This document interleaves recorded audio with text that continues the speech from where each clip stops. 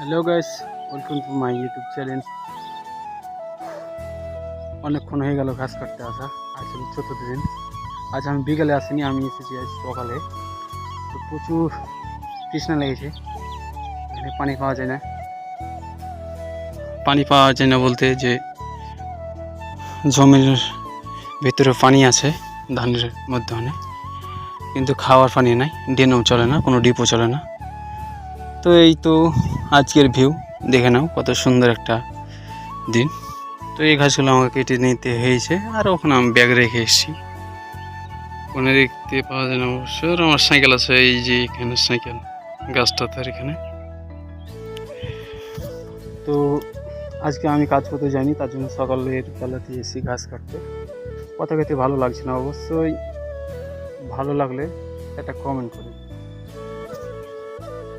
Guys. আজকের দিনটা তো অনেক রৌদ্র, তার জন্য বেশি বেশি করে তৃষ্ণা লাগছে। আর আজকের মেঘের আবহাওয়াটা দেখতে পাচ্ছেন আমার পিছনে ব্যাকগ্রাউন্ডে, কি সুন্দর একটা মেঘের আবহাওয়া। তো এখন বাজছে হয়তো 11:30, আর আমি এসেছিলাম 10:30 দিকে। তো আমাকে এত সময় লাগলার কারণ আছে যে এটা হলো দুপুর টাইমে ঘুরিয়ে আসছে, আর বেশি বেশি করে রোদ পড়ছে, তো তার জন্য শরীরটা ক্লান্ত হয়ে যাচ্ছে। এই জন্য তো সময় লাগলো আমাকে এগুলো ঘাস কাটতে। নাহলে এগুলো ঘাস আমি বিকালবেলাতে কাটলে আমাকে 1 থেকে আধা ঘন্টা লাগতে পারে এইরকম টাইম। তো আজকে দিনটা এইভাবে কেটে গেল। আজকে মনে করছি আমি দুপুরের পর আসবো না ঘাস কাটতে, আল্লাহ যা রাখে। ঘাসগুলো এইভাবে লোড করতে হবে ব্যাগে, এইভাবে দেখা যাক কতক্ষণ লোড করে যেতে পারি। সুন্দর একটি আবহাওয়া।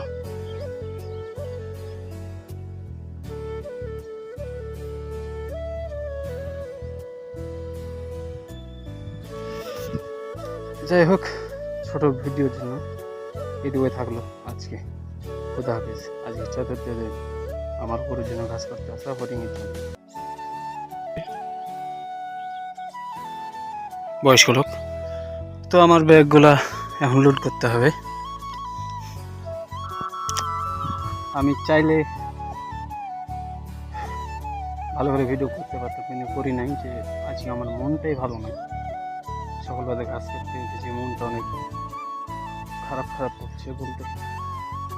তৃষ্ণা লেগেছে আমাকে, পানিও পাওয়া যায় না সেই জায়গাতে যে খাবো কিছু।